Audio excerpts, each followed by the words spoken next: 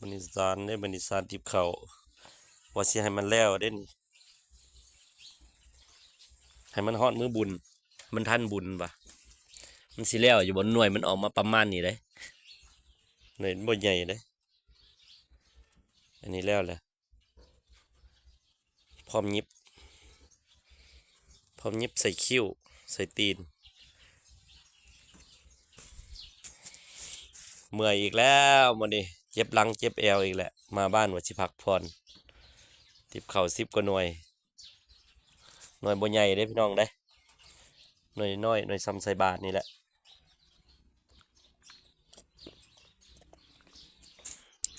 ผู้ใดสนใจก็มาซักมาทานนะมาทานนำเด้อที่ซอนฟรีดอกผู้ใดอยากเป็นติบเขามาอยู่กันผู้ขานี่กำลังนั่งทักนั่งซานผู้เดียว